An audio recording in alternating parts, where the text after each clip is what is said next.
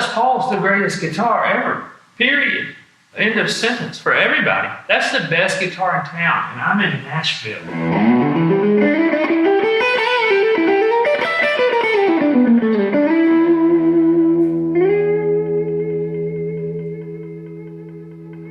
Good? Does that work?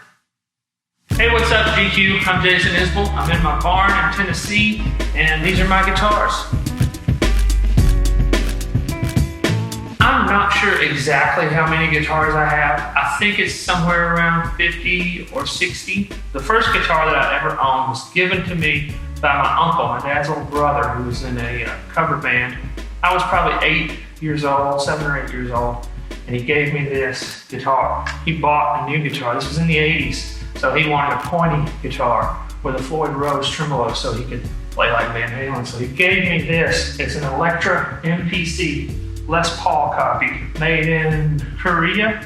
But yeah, I still have it. I toured with it some for a while. It's a great guitar. I put a lot of stickers on it, but other than that, it's in good shape.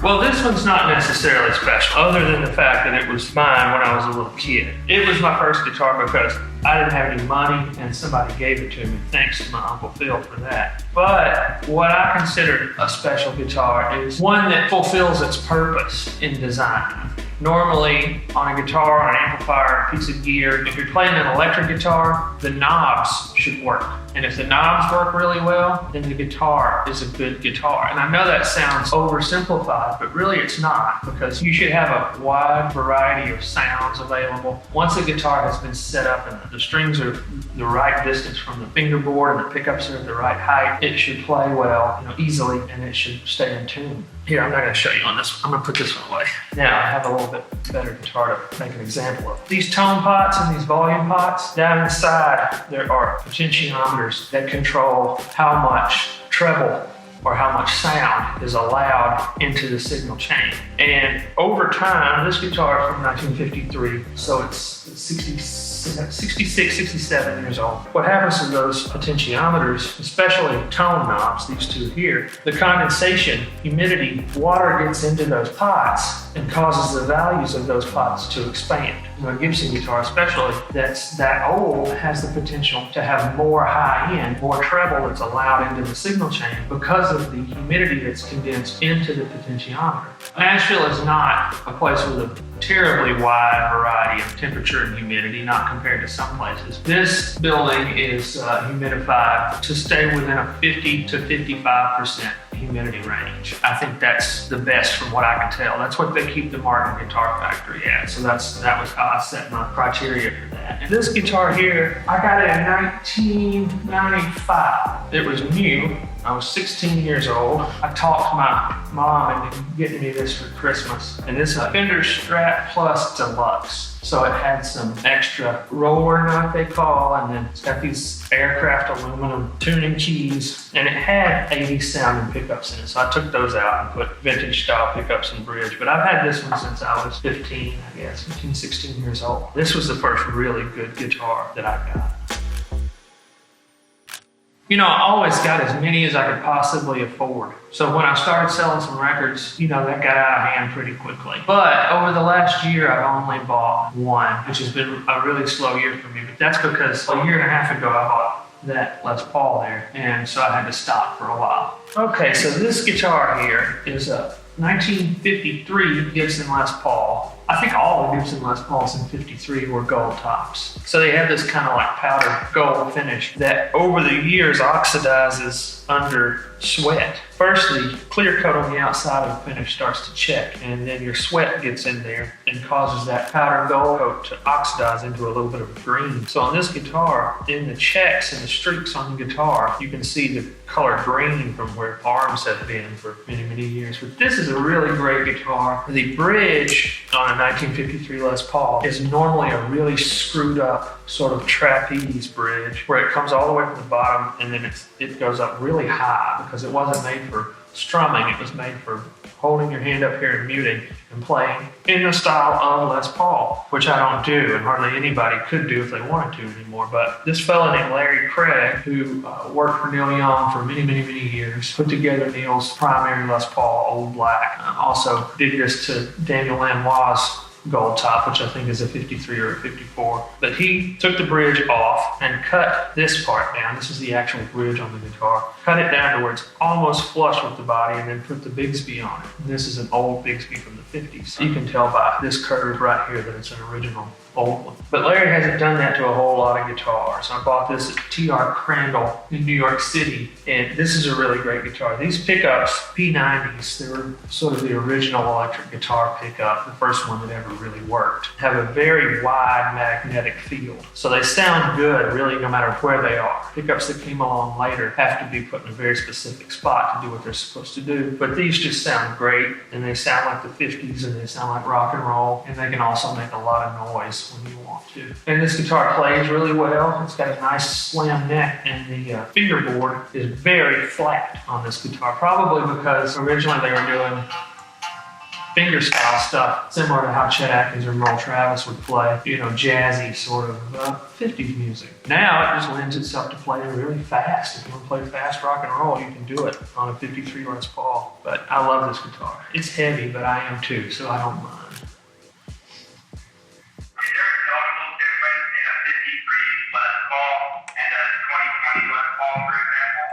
Yes, there's a big difference in each year, really. Up until about 1988 or 89, you could hand me a Les Paul and I could probably tell you what year it was made if it's all original, because there are noticeable differences. This guitar here, this is called the Red Eye, and this is 1959 Les Paul Standard Sunburst, 90891. It's a serial number. I've got it tattooed on my arm. This guitar belonged to Ed King from the band Leonard Skinner for a good long while. When he passed away, I purchased it from his widow, Sharon. They live here in Nashville. And this is one of the best examples of the most collectible electric guitar ever made. In 1959, they just made a few hundred Les Pauls. Out of those, probably 300, 350 are still around and still in good shape. It just sounds like nothing else and plays like nothing else and sort of defines rock and roll. Jimmy Page played one with Led Zeppelin. Billy Gibbons played one with ZZ Top. Joe Walsh played one with the Chainz Gang and the Eagles. And Peter Green played one with Fleetwood Mac. And the same one Peter Green played wound up with Gary Moore from Thin Lizzy. Now Kirk Hammett from Metallica owns it. They're just really historic pieces of American art. They go for anywhere from $250,000 up to a couple $1 million for 1959 Les Pauls. I think Kirk Hammett paid $2 million for Peter Green's. This one's not worth quite that because it doesn't have that much of a legacy, but it's worth a lot. It's worth a whole lot. Yeah, it's very important to me. Anytime when I don't have to do anything else, I get this guitar out and play it. And it was stolen from Ed King. Ed bought it, I think, from the original owner, and then it was stolen a few years later from Ed and recovered after a decade. Ed was without it for about 11 years, and he found a book, a Japanese book about these guitars, and there was a photograph of this guitar in that book. So Ed used that book to trace it back to how it was sold and who wound up with it, and he found it in a guitar collection on Long Island, a billionaire's guitar vault, and the billionaire just gave it back to him after some negotiation. So this one has a wider frequency range and more options sonically. So on this guitar, if I'm playing on the neck pickup, what Gibson originally called the rhythm pickup, and I roll the volume down, it stays clear. Whereas on a new guitar, that's pretty rare. And that's partially because of the knobs and the potentiometers under the knobs, but it's also just because of how the pickups were designed and how they were built. In, I guess, the late 70s, a few people, Eddie Van Halen being one of the first, started taking these pickups, these humbucking pickups, and dipping them in wax to play really super high volume without getting feedback. You just dip the pickup in wax and let it dry without melting the bobbin, and that's called potting the pickups. But back in the 50s, they didn't do that. They didn't pot the pickups, so they have this sort of open, woody sound that almost resembles an acoustic guitar a little bit, even at high volumes and high gains.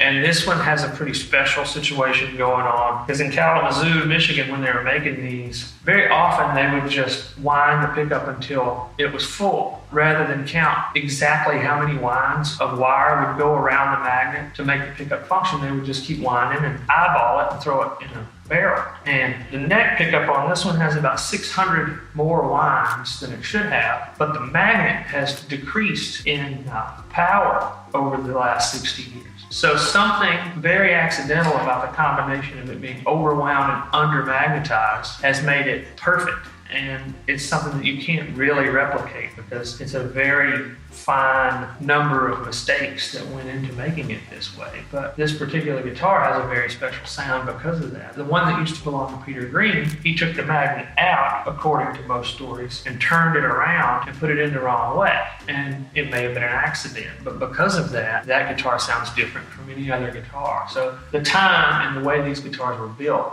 meant that they weren't all exactly alike, and some are better than others. This spot right here, this is the original red dye. So it used to be on these Sunburst Les Pauls, there was a layer of red that went all the way around the outside edge of the guitar, and it was this color, but it faded in UV light. And Gibson fixed that issue in 1960, but the color they wound up with wasn't quite as good as this one, but the red stayed on. So if you see a 59 Les Paul, chances are there's not going to be much red left on it because the sun would have faded it. This one had a tag hanging off of this toggle switch right here, and it was in the window at the guitar store. So everything faded out except for this red eye right here underneath the tag. Mark Knopfler's 58 has a similar spot. It's not quite as bright. And Mike McCready's 59, he calls it dot, and has a similar spot. There are a few of them that are like that, but this one's the most distinctly recognizable.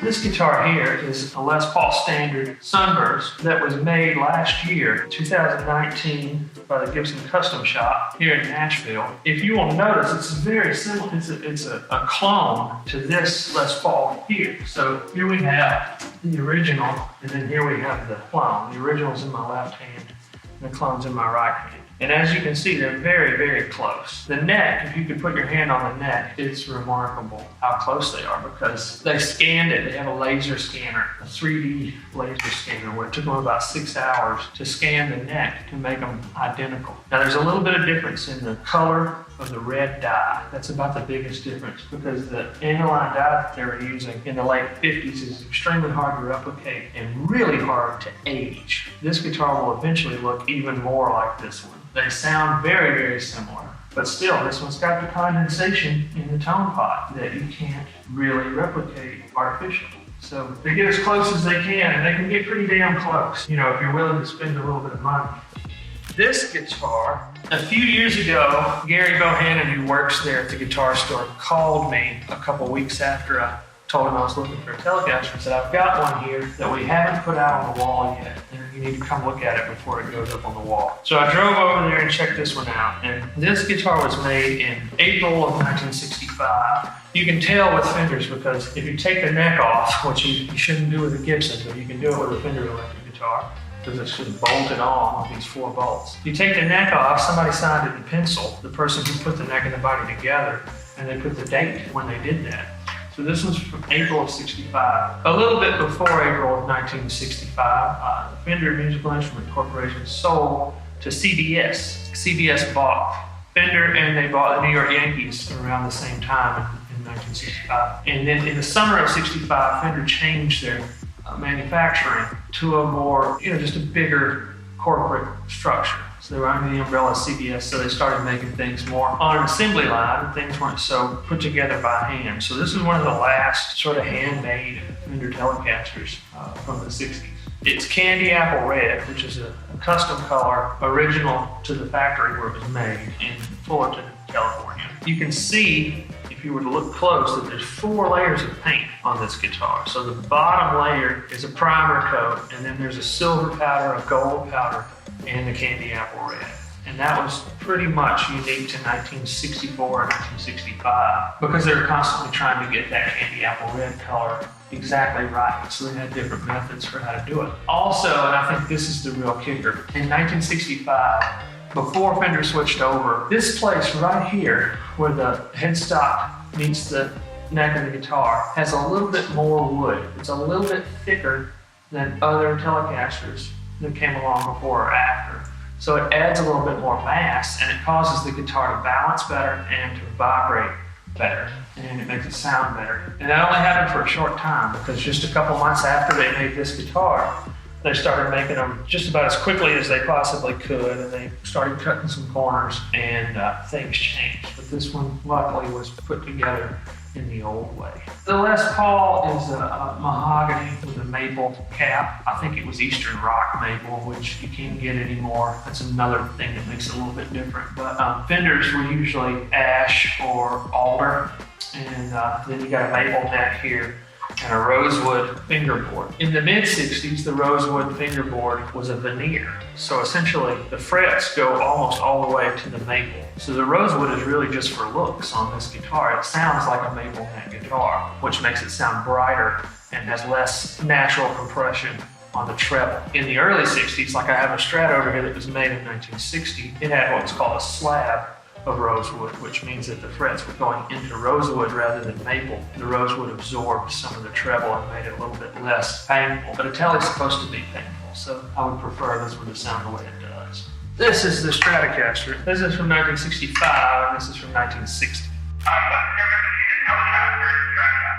The Strat was a more versatile and more comfortable guitar. It has more contouring on the body. The Telecaster is kind of a 2x4 really.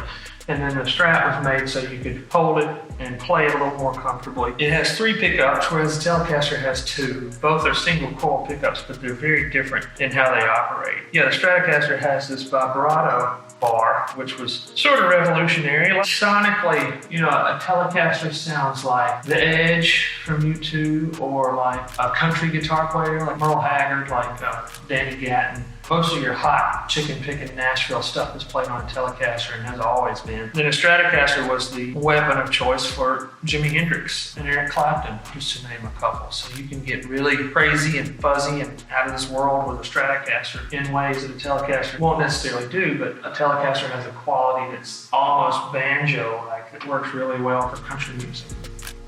This guitar is just super cool. I started out playing a Stratocaster, like the one I showed you that I got when I was 15 or 16. This one's a 1960, all original. When I got it, I had a switch change done here and new frets put on, so it'd be a little easier to play. But other than that, everything is stock. And in 1959 and 60, the Strats were very much the same as the Les Pauls in that they had that red aniline dye as part of their sunburst finish. This one's faded completely. No red left on this at all. It used to be 3-tone, 1960, but now it's 2-tone, 1960. But yeah, this is just super easy guitar to play, super comfortable. And if you want to sound like Hendrix, this is the way to go. Just be careful and don't put one of those little clip-on tuners on the headstock of the Strat, because this sticker's on the outside. On Gibson, it's built into the headstock, the word Gibson, so you can't pull it off. But this one, if you use one of these little clip-on tuners and you put it over that decal, and you take it off, it'll take the decal off too. And that decal's been on there for 60 years. If you've ever had the guitar before, me pulled a little bit of it off with a tuner right there. That makes me sad. This guitar here, I bought from Dave Cobb while we were working in the studio. I don't think he thought I was serious about buying this guitar. He hadn't had it very long. And I said, what would you take for that 335? And he told me, and I just immediately went and got the money and brought it back. It's a 1961 Gibson ES335, and the golden era of these guitars were 58, 59, 60, and 61. And in 62, they went to blocks instead of dots on the fingerboard to mark the positions. These guitars just do so much. They're so versatile. You can get a jazz sound or a rock sound or a country sound, and then they're semi-hollow, so they have a block that runs through the middle of the guitar so you don't feed back so much. But then they have their hollow on either side of the block, so it has more of an open sound quality to it. But the cool thing about this is you can play clean, and you can play something that sounds like B.B. King, or you can play something that sounds like Led Zeppelin on this guitar, because it's got basically the same patent applied for pickups that Les Paul has that were made in 59. It's basically all original. I changed the tuners because the old tuners were breaking off. But yeah, 1961. I could honestly take this guitar and play it on every song for the rest of my life, and I wouldn't really be missing anything. This guitar would cover all the bases. This guitar is probably worth between 25 and 30 grand. Like the Strat and the Tele, those are about the same. That gold top's about the same. They're all somewhere around $25,000. That Les Paul though is probably around $500,000. You know, I can't really have it close to me without thinking, that guitar is in the room with you right now. That guitar is in the room with you right now. That Les Paul's the greatest guitar ever, period. End of sentence for everybody. That's the best guitar in town, and I'm in Nashville. I heard Joe Walsh tell Billy Gibbons that that's the best guitar in the world. Heard it with my own ears. I'm not the kind of person who would ever spend that ridiculous amount of money on something for reasons of clout or to make me feel cool or, you know, I know it's a terrible decision and it's stupid and it's selfish and it's ridiculous, but I made the mistake of playing that guitar in the store, and I got lost driving home. I couldn't sleep that night thinking about it. First, I called my business manager and told her about it. She's like, no, that's ridiculous. There's no way you can fucking do that. Don't ask me about that again. So I hung up the phone, and I called my manager, who's Tracy, who's over my whole career, and I said, Tracy, I need you to do this for me. And, you know, I don't think I'd asked anything major of her since I went to rehab 8 years ago, but I was like, I need you to find me X amount of dollars in private shows this year so I can buy this ridiculous guitar and nobody in my family or my band or my crew has to suffer because I've spent that much money on a guitar. So she did, and I wound up playing birthday parties for Bitcoin dudes and for, you know, big media conglomerates, and I said, just no Republicans and no Gaddafis, and, you know, and I'll do it as long as they're not hurting people all day long. I'll go play their fucking birthday party. So that's what I did, and I took pictures of that guitar on my iPhone, and when I was playing at these shows, I would look at that guitar and I'd think, this is why I'm in someone's backyard in front of a volleyball net playing my very sad songs for people to dance. So it means the world to me. It really does. Outside of people and relationships and human experiences, it's the most valuable thing on earth to me. I mean, I just love guitars, you know, and when I was a kid, I was playing my cheap copies of these guitars that I have now and wanting so much to sound like my Led Zeppelin albums or ZZ Top albums or Clapton, and now I can just plug this stuff in and it's that tone because it's the real gear that they were using back in those days. So I'm more obsessed with playing the guitar now than I was when I was a kid because I have all the tools that I always dreamed of having. I would never think of stopping buying guitars, you know, unless I couldn't afford it anymore. Then I would stop. I would still collect cheap guitars, though. If I couldn't have nice ones, I would have 50 shitty ones, just because I like all different kinds of guitars. Even the cheap, broke-ass guitars you can do cool stuff with. To most ears, I could play a $300 guitar and a $300,000 guitar and it wouldn't sound all that different. But to me, the tiny 5% of difference, you know, I can hear it just because I spend so much time with them. And a lot of these guitars, they don't sound 20% better than a cheap guitar. They just sound 5% better than everything else. For me, that makes a difference. It inspires me more and it gives me more direction and just more motivation to play every day.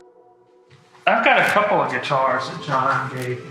This GRETSCH white Falcon from the Baldwin era, probably made around 77, 78, 79. John Trine bought this for himself at a guitar store in town, and he told me it was because he wanted to get up every morning and plug the guitar into a big loud amp and play a big E chord and move the whammy bar, and he thought that would be a better way to start off his day than a cup of coffee. And he said that worked for a while, and then his family sort of got over it. So my wife got this guitar from John for me for Father's Day a couple years ago. Definitely one of my most treasured possessions. Yeah, I mean, it's a cool guitar. It's a really weird guitar. It's wired in stereo. So, you know, you can send it out with a stereo cable to 2 different amplifiers. It's just got all kinds of weird little quirky things about it, but I love it because it was John's and because it is so strange.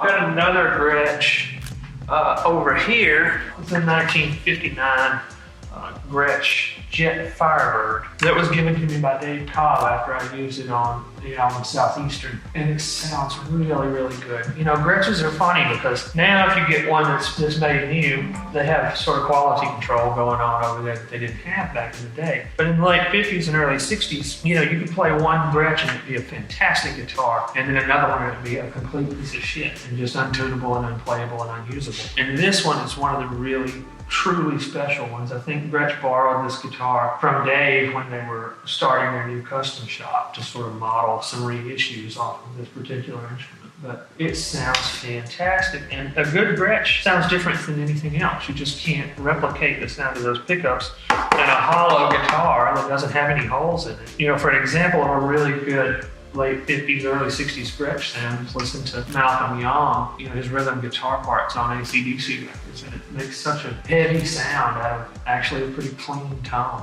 You know, they're incredible instruments when you find the good ones. This guitar was the first really nice vintage guitar that I bought. I got it right after Southeastern came out, 7.5, 8 years ago.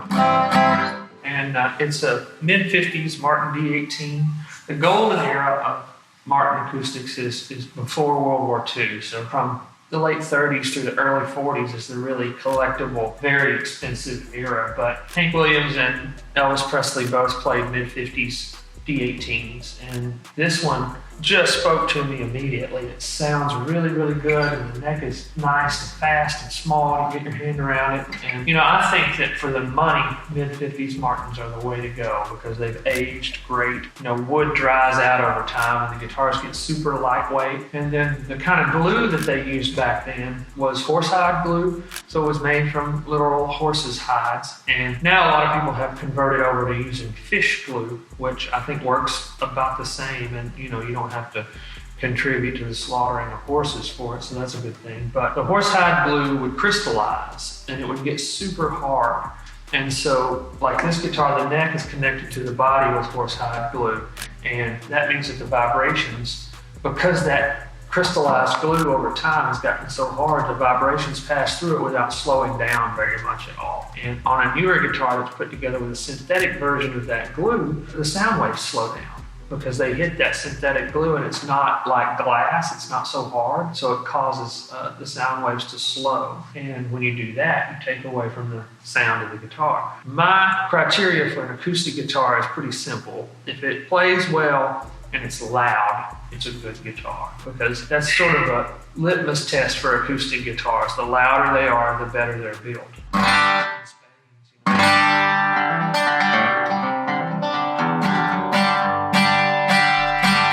Yeah, an old Martin acoustic, they call them banjo killers, because back in the day in bluegrass bands, you had to compete with a banjo. A banjo has a big metal resonator on it, and so banjos are super loud, as we all know. If you can find a guitar that can keep up with that, they're doing pretty well. And then Martin made a guitar, they still make, I think. There's still some of them out there, but this is the Jason Isbell model. D18. It's got my name in there. I wrote my name in there. I wrote it on the sticker, and then they put the sticker in there. And then a tattoo that my wife and I share is here on the 12th fret. But this one's put together with that same, you know, louder is better sort of ethos.